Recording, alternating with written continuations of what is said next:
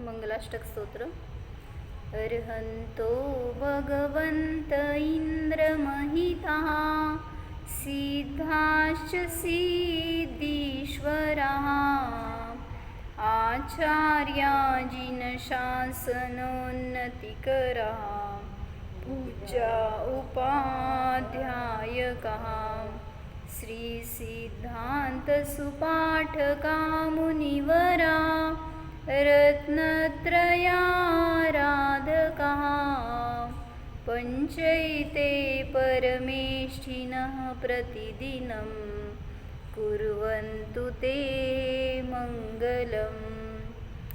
योगर्भावतरोत्सवो भगवतां जन्माभिषेकोत्सवो यो जातः परिनिष्क्रमेण विभवो यः केवलज्ञानभाक् यः कैवल्यपुरप्रवेशमहिमा सम्पादितः स्वर्गिभिः कल्याणानि च तानि पञ्च सततं कुर्वन्तु ते मङ्गलम् कुर्वन्तु मे मङ्गलं कुर्वन्तु नो मङ्गलम्।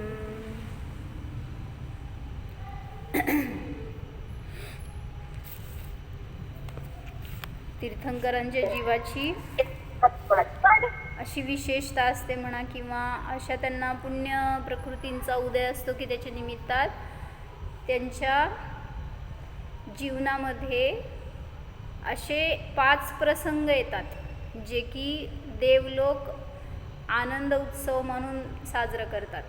कधी? जेव्हा गर्भात आले तेव्हा, जेव्हा जन्म झाला तेव्हा, जेव्हा त्यांना वैराग्य झालं तेव्हा, केवल ज्ञानाची प्राप्ती झाली त्यावेळेस, आणि एक जेव्हा त्यांच्या संपूर्ण कर्माचा नाश होऊन ते स्वभाव रूपाने आता निरंतर जिथं स्थित राहू लागले, असे त्या निर्वाणाची जेव्हा त्यांना प्राप्ती झाली त्या क्षणाला. तर बघितलं होतं आपण की ज्यावेळेस तीर्थंकरांना किंवा अरिहंतांना सिद्ध दशा प्रगट झाली तर ते सिद्ध सुख कसं असतं सांगितलं होतं एकदा. तर गुणस्थान विवेचन म्हणून पुस्तक आहे, त्याच्यामध्ये त्यांनी घेतलंय सिद्ध सुख कसं असतं, केवढं असतं, एक तुम्हाला अंदाज येण्यासाठी. म्हणजे अनंत सुख आहे हे तर सांगितलं की शास्त्रामध्ये, पण ते अनंत म्हणजे कसं असतं, केवढं असतं, काय असतं, त्याचं एक ग्रॉस आयडिया येण्यासाठी म्हणून सांगतायत. सिद्ध सुख तुम्हाला आता इथं इंद्रिय सुख बघून माहिती आहे, मग जे कोणी धनवान असतील त्यांचं सुख म्हणा, किंवा जे सगळ्याच दृष्टीने सुखी असं वाटतात तुम्हाला इथं, त्यांचं कंपॅरिझन करून सांगतायत की सिद्धांचं सुख कसं असतं. कारण परिचिताकडून अपरिचिताकडून येणार. सिद्ध आपल्याला परिचित नाही आहेत ते सिद्ध, आत्ता जे पर्याय अवस्थेमध्ये प्रगट झालेले आहेत ते आपण तर तर्काने अनुमानाने सिद्ध करतोय सिद्धांना. मग सांगतायत ते सिद्ध सुख कसं आहे, तर त्यासाठी सांगितलं एका युगामध्ये 12 चक्रवर्ती असतात. 12 चक्रवर्ती, 9 नारायण, 9 प्रतिनारायण, बलभद्र, परत तीर्थंकर, असे शलाका पुरुष आहेत. तर असे एकूण 63 शलाका पुरुषांचे 3 काळातील जे काय त्यांचा आनंद असेल त्याला एकत्र केलं. काय म्हणले? 63 शलाका पुरुषांचं 3 काळातला आनंद एकत्र केला. पुढं म्हणले त्रिकालवरती अनंत भोग भोगणारे भोगभूमीज मनुष्य, भोगभूमीजांचे सुख, म्हणजे म्हणलं ना इथल्या कर्मभूमीच्या मनुष्यांपेक्षा भोगभूमीच्या मनुष्यांचं सुख अनेक पटीने जास्त आहे, कारण ते निरंतर भोगातच आहेत. भोगभूमीज जीव आहेत जे जे काय काय म्हणले कळलं का? पहिलं सांगितलं जे काय 63 शलाका पुरुष आहेत त्यांच्या 3 काळातलं सुख, परत जे भोगभूमीज जीव आहेत त्यांचं त्रिकालवर्ती सुख ते एकत्र केलं. सगळ्याला प्लस करा बरं का, एकत्र करून. परत सांगितलं त्यांच्यापेक्षा कोण सुखी असतं? भोगभूमी जीवांपेक्षा कोण सुखी? स्वर्गातले देव, इंद्र वगैरे. मग आता त्यांचं सुख गोळा करायचं. स्वर्गातील देव व इंद्रांचे वैभव व सुख या सगळ्याला एकत्र केलं असताना जेवढं सुख होतं, कळलं का काय म्हणले? 63 शलाका पुरुष, भोगभूमीमधले सगळे जीव, त्यांचं 3 काळातलं सुख, आणि जे स्वर्गातले इंद्र काय किंवा देव वगैरे आहेत तर त्यांचं सुख, या सगळ्या सुखाला एकत्र केलं असताना जितकं होणार आहे ना प्रमाण, त्याच्यापेक्षा ते सुख ते जेवढं असतं तर ते त्याच्याहून सिद्धांचं एका समयातलं सुख अनंत गुणा असतं. आता एक आयडिया आली का काय आहे सिद्धांचं सुख? म्हणजे तुम्हाला इंद्रिय सुखातून परिचित करून द्यायला लागलेत, पण अतिंद्रिय सुखाची तुलनाच नाही आहे. पण सांगतायत तरी सुद्धा की अतिंद्रिय सुख कसं असतं किंवा जे सिद्धांचं सुख कसं असतं, तर तुमच्या इमॅजिनेशनच्या पार म्हणा. जे काय सगळ्या या सुखी जीवांचं सुख कॅल्क्युलेट केलं, त्यांना ॲड केलं तर त्याच्यापेक्षा अनंत पट सुख एका समयामध्ये भोगतात सिद्ध भगवान. असं अनंत काळपर्यंत भोगतात. नाही झालं की पूर्ण झालं होतं आपलं. आता निर्वाण कल्याणकावरच जरासं विशेष घ्यायचं होतं म्हणून शेवटचा श्लोक पूर्ण केला आम्ही. तर काय सांगितलं म्हणून की असं सिद्ध सुख ते अरिहंत, ते तीर्थंकर जेव्हा मुक्त होतात त्यावेळेस निरंतर भोगत राहतात. मग असं सिद्ध सुख आपल्याला सुद्धा प्राप्त होऊ शकतं. कधी? अनंत काळापर्यंत सिद्ध दशा नष्ट होणारच नाही आहे आता. त्यामुळं आत्ता सिद्ध झाले तर आत्तापासून ते अनंत काळपर्यंत ते सिद्धच राहणार आहेत, पुन्हा तर येणार नाहीत. भोगणार म्हणजे आपण जसं खातो तसं खात नाहीत, आपण जसं भोगतो तसं भोगत नाहीत. बस आहे रूपाने जे चिंतन आहे, आहे रूपाने जे अनुभवन आहे ना, तेच त्यांचं भोगणं. जसं म्हटलं तुम्हाला आत्ता काल मी उदाहरण दिलं होतं ना, तुमच्याकडं दागिना आहे, त्या दागिन्याचं सुख आहे, कसं भोगताय? अंगावर घातलेला नाही आहे दागिना तो, पण आहे तो तुमच्या नावावर आहे हे तुम्हाला माहिती आहे. मग तुमचा दागिना म्हणून जो सेफ ठेवलाय ना तुम्ही, त्याचं सुख कसं भोगताय? निरंतर. असं नाही की माझ्याकडं आहे माझ्याकडं आहे असं नाही, कसं त्याचं फिलिंग आहे ना, एक आनंद असा आहे की हां माझ्या मालकीचा आहे बस. सासूबाईंनी मला दिला म्हटल्यावर किती खुश, जावेला नाही दिला मला दिला, मग त्याचा आनंद निरंतर भोगतोय जीव. मग ते जसं तुम्ही व्यक्त करू दाखवू शकत नाही, तिथं काय बाहेर दिसणार नाही आहे ते कसं आहे सुख, तसंच आहे इथं पण सिद्ध सुखसुद्धा. फक्त इथं तुमचं सुख तुम्ही इंद्रियातून बघताय, त्या इंद्रिय सुखातून कल्पना करताय. पण सिद्धांचं सुख जे आहे ते अतिंद्रिय आहे. म्हणजे तिथं न इंद्रिय आहेत, न विषय आहे, न परद्रव्य आहे, परभाव आहेत, काहीच नाही आहे. तर असं सुख ज्याला प्राप्त झालं तो जीव काय म्हणायचं अल्टिमेट सुखी असतो. त्याचं सुख आता कधीही कोणीही नष्ट करू शकत नाही, हिरावून घेऊ शकत नाही, त्यामध्ये कधी कमी जास्त होत नाही. पण आपण परद्रव्याच्या अधीन सुख भोगायला जातो, त्यामुळं आपल्या सुखामध्ये कमी जास्तपणा होतो. काय करतो सुखी होण्यासाठी? काय काय करतो निशांत? एक स्थान सोडून दुसऱ्या स्थानाला जातो, एक द्रव्य सोडून दुसरं द्रव्य बघायला, काय म्हणायचं भोगायला, फिरायला, त्याच्यातून सुख. काय काय बघायचं? सुखासाठी नरक दर्शन बघते सुखासाठी. किती सुख मिळालं. जाऊ देत, विरक्ती तर झाली का? असल्या नरकात आपल्याला जायचं नाही, तरी पण सगळं नरक बघून येणार आणि नरकातच जाणार. म्हणजे घर म्हणजे नरक आहे, संसार म्हणजे नरक आहे, ते बघून तरी विरक्ती व्हावी की असल्या नरकात आपण जायला नको. तिथूनच वैराग्य झालं तर दीक्षा घेऊन जावा चालतंय, पण पुन्हा तसल्या संसारात पडायचं नाही. तर असं सिद्ध सुख आपल्याला सुद्धा प्राप्त होऊ शकतं का? कारण तो सिद्ध स्वभाव तो आनंदवाला विषय आपल्याजवळ पण आत्ता उपस्थित आहे. म्हणून ते ज्याला भोगतायत ते माझ्याजवळ पण आहे. मग ह्याचा अनुभव केला, निर्णय केला तरी सुद्धा आत्ता आपण त्या सिद्ध सुखाचा अनुभव इथं करू शकतो. त्याच्यासाठी सगळे कर्म नष्ट झाले, ती सिद्ध दशा प्रगट झाली तरच येतो आनंद असं नाही. मग त्यांनी घेतलंय ना की सगळ्या ग्रंथाच्या सुरुवातीला आपण काय करतो, सिद्धांना स्मरण करतो, अरिहंतांना, कुठल्या तरी इष्टदेवाला नमस्कार करतो. तर अनेक ग्रंथांमध्ये सिद्धांचं वर्णन आलंय सुरुवातीला.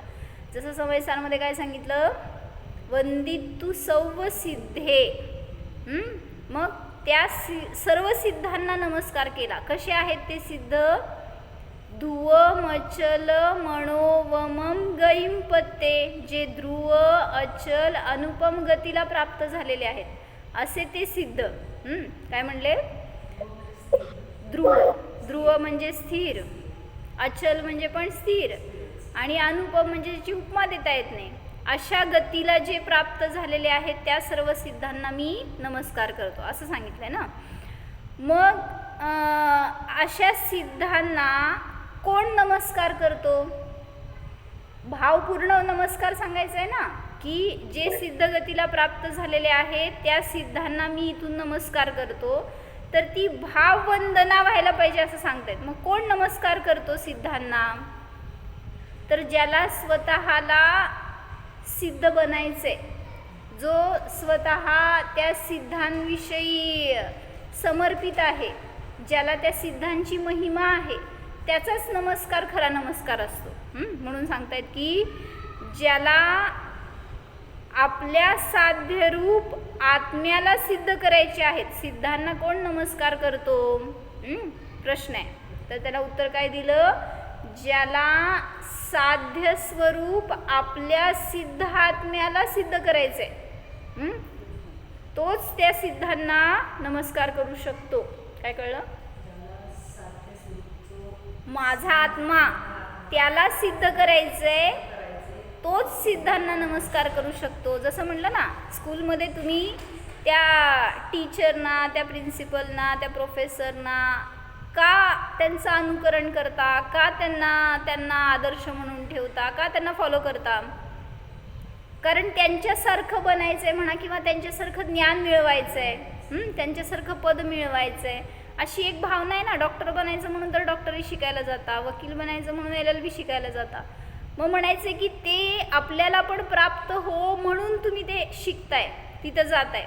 मग तसं म्हणलं इथं पण ग्रंथाच्या प्रारंभी सिद्धांना नमस्कार केला. तो का केला सांगा, कारण ज्याला साध्यरूप आत्म्याला सिद्ध करायचंय तोच सिद्धांना नमस्कार करू शकतो. लिहा. म्हणजे आपलं एम आहे का हे असं असायला पाहिजे, ज्याला साध्यरूप आपल्या आत्म्याला सिद्ध करायचंय तोच सिद्धांना नमस्कार करू शकतो. म्हणून आपल्या दृष्टीमध्ये आपला आत्मा असायला पाहिजे, त्याला मला जाणायचंय, त्याला अनुभवायचंय, त्याला सिद्ध करायचंय. ह्याची दृष्टी असेल तर सिद्ध आपण पण बनणार. स्वात्मसिद्धीशिवाय किंवा स्वात्म्याच्या सिद्धी प्रसिद्धीशिवाय त्या सिद्धांचं स्वरूपच समजत नाही. सिद्धांचं स्वरूप कोणाला समजणार, सिद्ध भगवान असे आहेत, कोणाला समजणार, ज्यांनी स्वतःला जाणलं त्यालाच समजणार. म्हणून म्हणलं ना की सिद्ध स्वरूप ज्याला समजलं तोच सिद्धांना नमस्कार करणार, तोच सिद्ध होणार. म्हणून ज्यांना नमस्कार करायचे त्यांच्याविषयी आस्था श्रद्धा आवश्यक आहे, आणि तसा मी आहे असा अनुभव आवश्यक आहे, तरच तुमचा तसा नमस्कार होणार आणि तसं पद तुम्हाला सुद्धा प्राप्त होणार. त्याशिवाय सिद्धांचं स्वरूप समजत नाही, त्याशिवाय सर्व दुःखाचा नाश होत नाही, त्याशिवाय ध्रुव अनुपम गती प्राप्त होत नाही. म्हणून प्रत्येकाला आपला निज आत्माच साध्य असायला पाहिजे. त्या सिद्धांना सिद्ध करायचं नाहीये, तर आपल्या आत्म्याला सिद्ध करायचंय. आहेच स्वभावतः सिद्ध आहे, फक्त त्याला जाणायचं आहे आणि त्याला पर्यायामध्ये प्रगट करायचं आहे, जसं आहे तसं आत्मस्वरूप. तरच तिथं आपली सिद्ध दशा प्रगट होणार किंवा आपल्याकडून त्या सिद्धांना नमस्कार होणार. आत्म्याच्या सिद्धीशिवाय सिद्धपदाची प्राप्ती होत नाही. आपण अजून असिद्ध रूप आहोत याचा प्रथम निर्णय करावा. म्हणजे तुम्ही आत्ता काय करताय हो, सुखीच आहे मी आता, काय करायचं आहे असं म्हणून जो एकांत करेल आणि जो साधना करणार नाही त्याला सिद्धपद कसं प्राप्त होणार. म्हणून सांगतायत की पहिल्यांदा मी आत्ता असिद्ध रूप आहे ह्याचा निर्णय करा आणि मला तसं सुख प्राप्त करायचंय जे की माझ्यामध्ये स्वभावाने आहे, असं ज्याचं लक्ष असणार आहे त्याला सिद्ध सुख मिळणार. पण कर्मांची अनुकूलता असली तर मी सिद्ध होणार असं संयोगाकडून परद्रव्याकडून अपेक्षा करत राहतो. सगळे जेव्हा अनुकूल होतील ना त्यावेळेस मी धर्म करेन, त्यावेळेस ध्यान करेन, त्यावेळेस आत्म्याची सिद्धी करेन. कधी करणार हो? विश्वामध्ये एक सुद्धा जन असा नाही की जो सॅटिस्फाईड आहे की बास आता मी करतो धर्म, असं एकही मनुष्य मिळणार नाही. म्हणून ज्याला विरक्ती झाली, ज्याला खरोखर धर्म करण्याची अंतःप्रेरणा जागृत झाली त्याच समयाला सुरुवात करा. अन्यथा उद्या नंतर हो करेन बघू कधीच करू शकणार नाही. नाळिक मणी हाळ असं म्हणतात. म्हणजे काय हो, नाळिक मणी हाळ म्हणजे उद्या म्हणणाऱ्याचं घर रिकामं. म्हणून उद्या नाही आज पुरुषार्थ करा तर तसं पद आपल्याला सुद्धा प्राप्त होणार. म्हणून एक छान गाथा वाचली होती मी. म्हणजे त्यांनी एक्सप्लेन केलं की तुम्ही सिद्धांना बघायला किंवा देवाला शोधायला कुठं जाता म्हणले मंदिरात जाता. तर मंदिरात देव आहेत की नाही, मंदिरात सिद्ध आहेत की नाही. आणि परवा पण मी घेतला होता हा विषय, सिद्धांची प्रतिमा कशी असती हो, अशरीरी आहेत की. पण तुम्ही काय ठेवलंय तिथं, अशरीरी म्हणून तेवढं काढून टाकलंय आणि बाजूचं बॉर्डर ठेवली आहे. मग ते सिद्ध आहेत का? सिद्ध कसे असते तो? हा मग म्हणजे काय सांगायचंय की सिद्ध तर भरीव आहेत, असं काय पोकळ नाही आहेत. तुम्हाला ते पोकळ बघून आता तशी सवय झाली आहे की सिद्ध म्हणजे तसे असतात, पण वास्तविक घन आहेत, ते घनपिंड आहेत. आणि असं म्हटलं ना जेवढं शरीराच्या आतमध्ये व्याप्त आत्मप्रदेश आहेत तेवढा आकार आहे त्या. जे सिद्ध झाले त्यांच्या पूर्व शरीराचा जसा आकार होता तशा आकारामध्ये ते सिद्ध रूपात आहेत तिथं आत्ता. म्हणून म्हटलं की त्यांना सिद्ध म्हणून बघत असताना ती पोकळी बघू नका, त्याला दर्शन करू नका. इथं पण आहे नवदेवता मंदिरमध्ये. म्हणजे पूर्ण भरीव असेल तरच ते सिद्ध रूप आहे. मग म्हणून प्रश्न आला इथं की देवळामध्ये देव असतात की नाही. उत्तर द्या. मंदिर में देव रहते हैं या नहीं. शिक्षा आंटी, आपके मंदिर में देव है या नहीं है.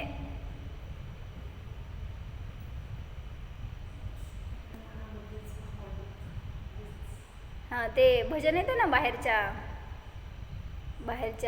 काय म्हणायचं, भक्ती करतात जे लोक इतर, त्यांच्यामध्ये एक भजन आहे काय असं, शोधिशी मानवा जाऊनी राऊळी नांदतो देव हा आपुल्या अंतरी.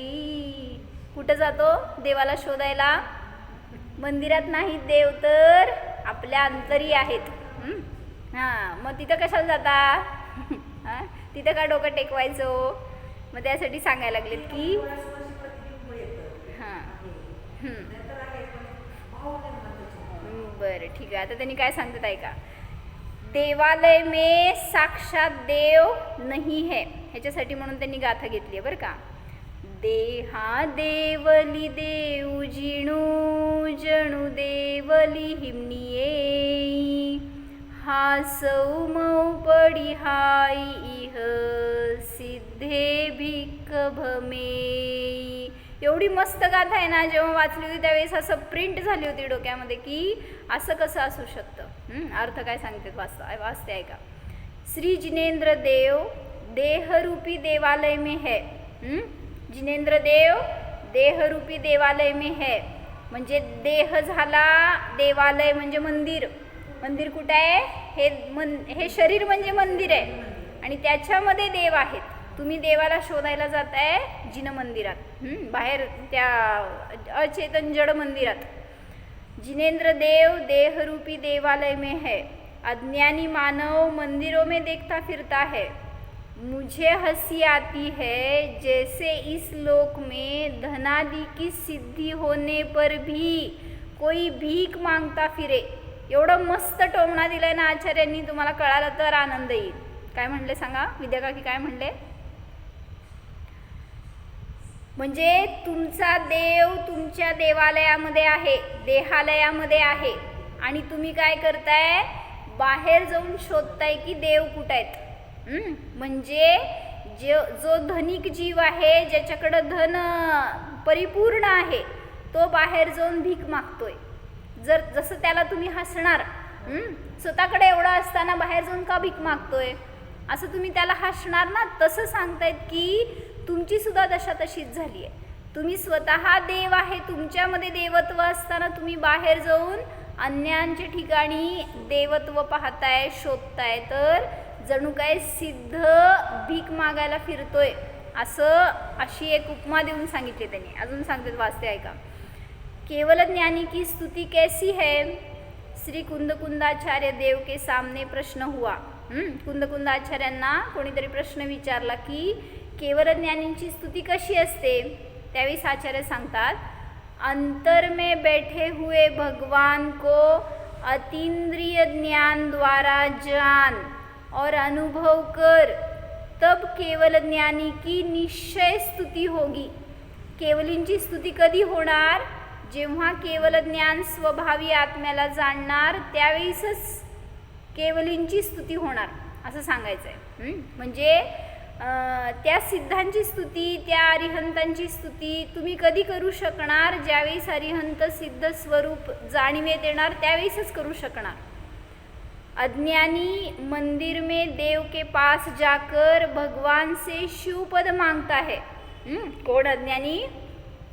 XYZ कोणीतरी. तर आपण तेच करतोय, बाहेर जाऊन त्या भगवंतांसमोर मागतोय की मला सिद्ध सुख द्या, तुमच्यासारखं शिवपद द्या. परंतु भाई तेरा शिवपद वहाँ है कि तेरे पास है? भगवंतांच्या जवळ आहे का तुझ्या जवळ आहे? ज्ञानी तो जानता है कि मेरा शिवपद मेरे पास है, फिर भी उससे व्यवहार में ऐसे भक्ति के भाव आते हैं. व्यवहारामध्ये चालू आहे ही भक्ती, पण निश्चयाने जाणतोय की स्वतः मी सिद्ध आहे. व्यवहाराचा लोप केलेला नाही. निश्चयाच्या प्राप्तीपर्यंत व्यवहाराचा आधार आहे, पण व्यवहार हा हेयच आहे. अरे मुझे हंसी आती है कि बड़ा राजा होकर घर घर भीख मांगे, वैसे ही स्वयं चैतन्य राजा होकर भी मंदिर में भगवान के पास आत्मा की भीख मांगता है.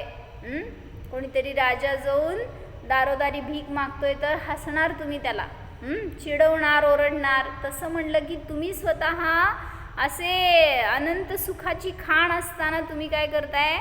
स्वतःला देव न पाहता मंदिरात जाऊन मागताय की मला सुद्धा तसं देवत्व मिळो. आहे तुझ्याजवळ तर पहा, त्याला भोग. ज्ञानी शुभ भाव में हो तो ऐसा भी कहे. म्हणजे भेदविज्ञानी आहे पण व्यवहारामध्ये भक्ती करत असताना असं म्हणेल कदाचित, भज के भगवंत भव अंत लहो. भगवान का भजन करने से भव का अंत आएगा. भगवंतांचं स्मरण केल्याने, भजन केल्याने माझ्या भवभ्रमणाचा अंत येतो असं कोणी म्हणेल ज्ञानी जीव. भगवान का सच्चा भजन कब कहलाएगा? जब अपना भजन करे, अपना भजन करे तब भव का अंत आता ही है. भगवंतांचा आधार घेतला तर भवाचा अंत येईलच असं नाही, पण स्वतःचा आधार घेतला असताना नियमाने भवाभवाचा अंत होणारच. निज भगवान आत्मा को पहचाने तभी भगवान को पहचाना और भजा.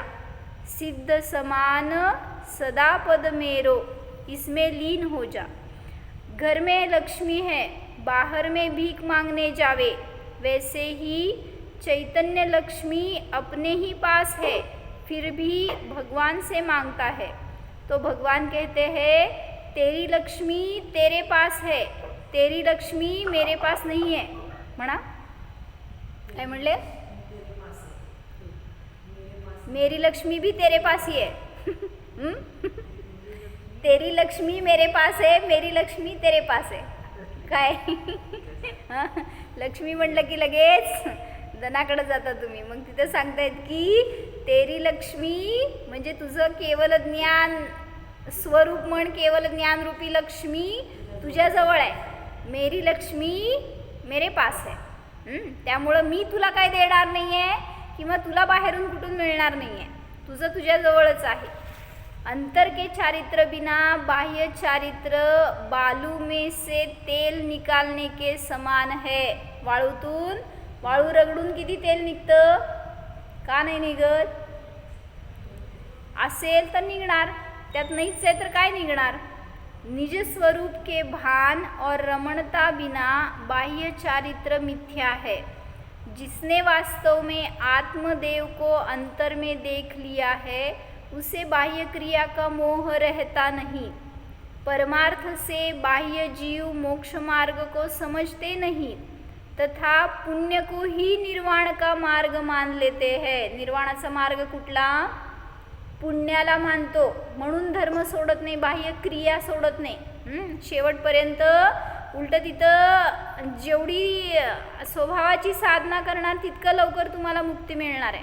पण आज माझं देवदर्शनच झालं नाही, आज माझी पूजाच झाली नाही, स्वाध्याय जापच झाले नाहीत, हे असल्या कुठल्या तरी क्रियेमध्ये अडकून राहतो. जिथं सांगितलं की आत्म्याचं वेदन झालं तिथंच पूजा झाली, पवित्र आत्म्याकडे जाणं ही पूजा, तिथंच ध्यान झालं, स्वाध्याय झाला, स्वतःच्या आधाराने परिणमन हेच स्वाध्याय आहे. मग सगळ्याचा उद्देश वास्तविक आत्मानुभूती आहे. मग तुम्हाला शेवटच्या समयांमध्ये क्रिया करायला नाही जमत, आत्मानुभूती घ्यायला तर जमतंय. मग तोच खरा धर्म आहे.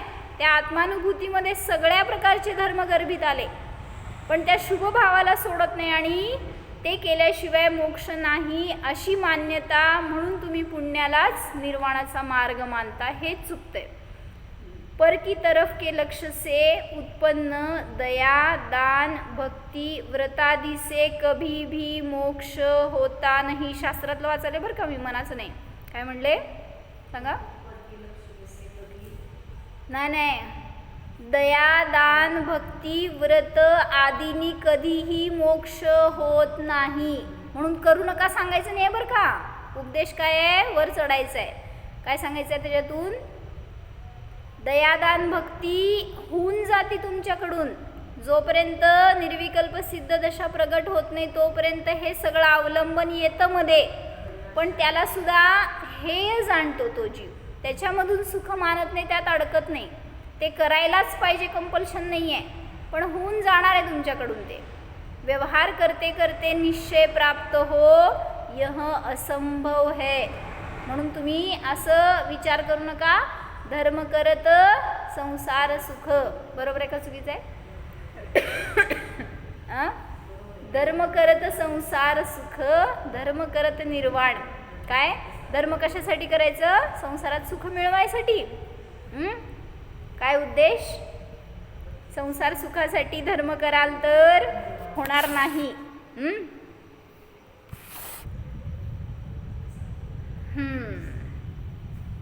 तर म्हणून काय सांगितलं की तुम्ही स्वतः आनंदाचे पिंड आहात, अनंत सुखाची खाण आहात आणि त्या सुखासाठी तुम्ही जर बाहेर कोणाची भीक मागू लागला, कोणाला जर याचना करू लागलात तर सांगितलं सगळ्यात ते हीन कार्य झालं.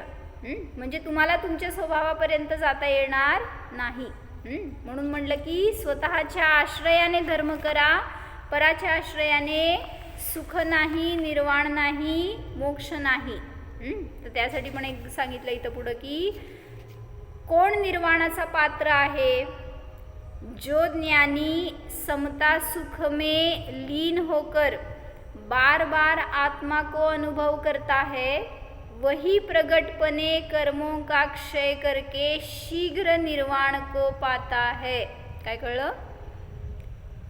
जो समता सुखामध्ये लीन होऊन वारंवार आत्म्याचा अनुभव करतो, तोच प्रगटपणे कर्मांचा क्षय करून सिद्ध सुखाला किंवा निर्वाण सुखाला प्राप्त करतो. मग त्यासाठी सांगायला लागलेत, यह आत्मा ज्ञानानंद स्वरूप शुद्ध चैतन्य है. वह शरीर कर्म पुण्य पाप आदि विकारों से रहित है. आत्मा कसा आहे? सगळ्या या कर्म नो कर्म सगळे दोष सगळ्यापासून रहित आहे. ऐसे आत्मा का जिसे भान है वह ज्ञानी है, धर्मी है. भेद विज्ञानी आहे, सम्यक दृष्टी आहे. ज्याला आत्म्याचं भान आहे तो ज्ञानी आहे. हिंसा झूठ चोरी आदि के भाव पाप आहे का पुण्य आहे? मावशी, हिंसा आदीचे भाव पाप का पुण्य? पुण्य आहे का पाप आहे? हिंसा करणं पाप है. और दया दान आदि के भाव पुण्य है. इनसे रहित अंदर शुद्ध अतीन्द्रिय ज्ञानानंद स्वरूप भगवान विराजता है. उसकी अंदर में रुचि होना, उसका अनुभव करना वह धर्म है. कितने ही लोगों को ऐसी बात सुनने को भी नहीं मिलती. म्हणजे आत्म्याचा अनुभव करा, त्याच्यामध्ये सुख आहे, त्याच्यानेच निर्वाणाची प्राप्ती आहे, ही गोष्ट आज ऐकायला सुद्धा बाहेर मिळत नाही कोणाला. जैसा आनंद सिद्धों को है वैसा ही आनंद आत्मा के अंदर स्वरूप में भरा है. कोणाच्या? आपल्या स्वरूपामध्ये. अनादि से मिथ्या दृष्टि ऐसे आनंद स्वरूप को भूल कर शुभाशुभ विकार को ही अपना स्वरूप मान रहा है. समजते का काय सांगायचं आहे? भिकारी आहे एखादा, रस्त्यावर बसून आहे मावशी, आणि आयुष्यभर भीक मागितली त्यांनी आणि सांगितलं मेला भीक मागून मागून. त्याची इच्छा होती की मी खूप मोठा सम्राट बनावा, मी एकदा काय एका मोठ्या महालामध्ये राहावं, खूप मोठी इस्टेट असावी माझी, खूप त्याची इच्छा होती. खूप मोठे मोठे स्वप्न होते आणि आयुष्यभर रस्त्यावर भीक मागून मेला. आणि मेल्यावर ते म्युन्सिपाल्टीवाले असतात त्यांनी ते जागा स्वच्छ करायला म्हणून काढली, तर तिथं खोदली जमीन, तर त्या जमिनीमध्ये एक पत्रक निघालं. काय म्हणायचं? डॉक्युमेंट असते तसलं एक निघालं ज्याच्यामध्ये नाव लिहिलं होतं त्या भिकाऱ्याचंच, आणि त्याच्या नावावर इतकी मोठी करोडोची संपत्ती होती. पण काय झालं? कसं? भोगायला मिळालीच नाही ना त्याला, त्यामुळं अशीच ती गेली. म्हणजे म्हणायचंय की तो जिथं बसला होता तिथंच त्याच्या नावावर असणारी संपत्ती त्याला मिळणार होती, पण कधी बघितलीच नाही त्याने. मग तसंच आहे, आपल्याजवळ आहे करोडोची, काय त्यापेक्षा अनंत पटीने जास्त असलेली संपत्ती आपल्याजवळ आत्ता आहे, आणि ती भोगायचं तर आपण आत बघायचं सोडून बाहेर शोधत राहतोय. आयुष्यभर भीक मागतोय बाहेर. इंद्रियांनी मला सुख द्यावं, शरीराने सुख द्यावं, परद्रव्यांनी परसंयोगाने सुख द्यावं, हे सगळे भाव करतोय. त्यामुळं असंच मरून जाणार त्या भिकाऱ्यासारखं. आहे तुझ्या तर तुझ्याजवळ आहे, पण त्याचा आपण अनुभव करत नाही, म्हणून अजून दुःखीच आहोत. अनादि से मिथ्या दृष्टि ऐसे आनंद स्वरूप को भूलकर शुभाशुभ विकार को ही अपना स्वरूप मान रखा है. परद्रव्य में मेरा सुख है, ऐसी मिथ्या मान्यता का सेवन कर रहा है. उसे सर्वज्ञ परमेश्वर केवली भगवान कहते हैं कि हे भाई, परद्रव्य तेरी वस्तू नहीं है. परद्रव्यामध्ये तुझं सुख नाही आहे, तू तो अतींद्रिय सुख का स्वयं सागर है. ज्याला हे अनुभव झाला तोच निर्वाणाला प्राप्त करतो. अनंत काल में अज्ञानी जीव अनंत बार त्यागी हुआ, भोगी हुआ, राजा रंक रोगी निरोगी हुआ, अनंत भव में भ्रमण किया, लेकिन कभी यह विचार नहीं किया कि आत्मा क्या है, मैं कौन हूँ, आया कहाँ से और मेरा रूप क्या, संबंध दुःखमय कौन है, स्वीकृत करूं परिहार क्या. माझं रूप काय आहे, मी कोण आहे, कधी विचार केला हो? केला का आयुष्यभरामध्ये कधी विचार, मी कोण आहे, आत्मा म्हणजे काय वस्तू आहे. हे इथं आपण जेवढे आलोय ना धर्मक्षेत्रामध्ये, स्वाध्यायामध्ये, जरासं उपदेश ऐकायला वगैरे जेवढे जुडलोय ना, तेवढ्यांना ॲटलिस्ट विचार येईल कदाचित, ते पण म्हणते बरं का. कारण अनेक जीव असे असतात की कानावर सगळे शब्द पडायलेत आणि निघून जायला लागले, त्याच्याकडे लक्ष पण नसतं. पण असे विरळेच जीव असतात ज्यांना जाणून घेण्याची इच्छा होते, आत्मा काय आहे, अनुभूती काय असते, हे सगळं कोणाला तरीच जाणण्याची इच्छा होते आणि तो जीव धर्माकडे वळतो. म्हणून सांगतात की असं विचारसुद्धा आजपर्यंत आपण केला नाही. परमेश्वर वीतराग देव ने कहा है, हे भाई हमको जो शम सुख स्वरूप वीतरागी आनंद प्रकट हुआ है, वही अतीन्द्रिय आनंद तेरी वस्तु में भी भरा हुआ है. आत्मा धर्मी है, अतीन्द्रिय आनंद ज्ञान आदि उसके धर्म है, परंतु जीव ने अनंत काल में 1 सेकेंड भी अपने धर्मों की रुचि की नहीं और पुण्य पाप की रुचि छोड़ी नहीं. किती एका वाक्यात सिक्सर मारला. काय सांगितलं?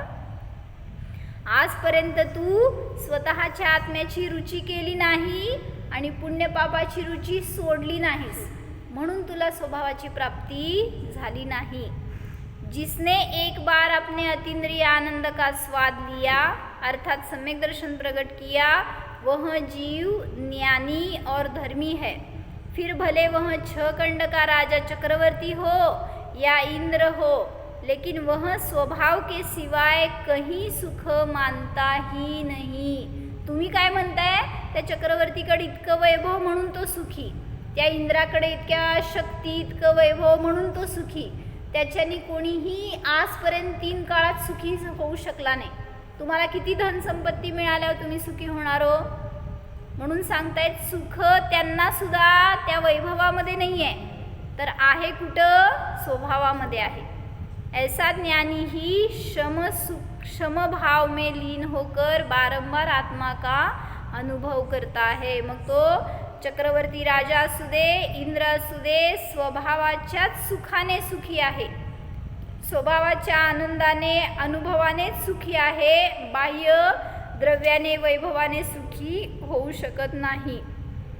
जो सिद्ध भगवान हुए हैं वे कहाँ से हुए, उन्होंने निर्दोष दशा कहाँ से प्राप्त की, क्या बाहर से आती है? कुठं गेल्यावर सिद्ध होतो का? त्या शिखरजीला गेल्यावरच सिद्ध होतो, पावपुरीला गेल्यावर सिद्ध होतो. कुठल्या क्षेत्राने सिद्ध बनवलं नाही त्यांना, त्यांनी जो अनुभव केला, आनंद भोगला, त्याच्याने सिद्धत्व प्रगट झाले. अरे स्वभाव में है वह प्रकट होती है, बाहर से कुछ भी नहीं आता. छोटी पीपर में 64 पोरी और पूरी पूरी चरपराहट भरी है. ते काय म्हणतात? लेंडी पिंपळी असती ना, त्याच्यामध्ये इतकी चरपराहट आहे, म्हणजे काय म्हणायचं, झणझणेपणा आहे ना. तर ते सांगायला लागलेत की एवढी त्याच्यामध्ये चरपराहट भरी है, तो उसे घोटने पर प्रगट होती है, प्राप्त की ही प्राप्ती होती है. जर त्याच्यात नसेल तर तसं झणझणापणा येणारच नाही तुम्हाला. मग आहे त्याच्यात म्हणून तर येते. तेरी शक्ति में ध्रुव स्वभाव में सर्वज्ञ पद पड़ा है, स्वभाव में लीन होने से प्रगट होता है. बाहेरून येणार नाही आहे, त्याला जेव्हा तुम्ही मंथन करणार, त्याला जाणणार, त्यावेळेस ते प्रगट होणार. वीतराग सर्वज्ञ भगवान का सब कथन न्याय से सिद्ध होता है. म्हणजे जे काय सांगितलं भगवंतांनी ते यथार्थच आहे. त्याच्यावर विश्वास ठेवणार, श्रद्धा ठेवणार, तर आपल्याला सुद्धा तशा स्वभावाची प्राप्ती सहज होणार. मक्खी जैसे प्राणी को भी फिटकरी फीकी लगती है, शक्कर मीठी लगती है. काय म्हणते? माशी असेल तरी सुद्धा तिला समजते की काय खायला पाहिजे आणि काय नाही पाहिजे. ती तुरटीवर जाऊन बसत नाही, साखरेवरच बसती. इस कारण वह शक्कर से हटती नहीं और फिटकरी पर बैठती नहीं. इसी तरह पुण्य पाप के भाव फिटकरी जैसे दुख रूप है और आत्मा अतीन्द्रिय आनंद का सागर है. इसलिए धर्मी आत्मा में लीन होता है आणि अज्ञानी तुरटीवर जाऊन बसतो. म्हणजे काय, पुण्य पापामध्ये रमतो. आणि ज्ञानी असेल तर त्याला स्वभावाचा गोड आनंद प्राप्त होतो. म्हणून आपल्याला सुद्धा जर आनंद मिळवायचा असेल तर स्वभावाचा आश्रय करा. हे योगसार आहे. हो.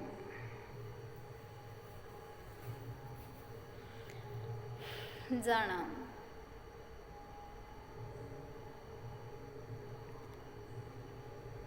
देह देवालयामध्ये असणाऱ्या निज देवाला जाणा. हा शुद्ध आत्मा देहापासून अस्पर्शी आहे. अनंत आनंदाचा धनी आहे. स्वयं सिद्ध रूप आहे.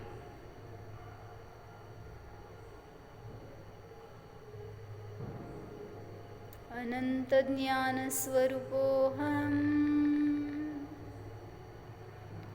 निष्कर्म स्वरूपोहम. निर्दोष स्वरूपोहम. सिद्धोहम. ओम.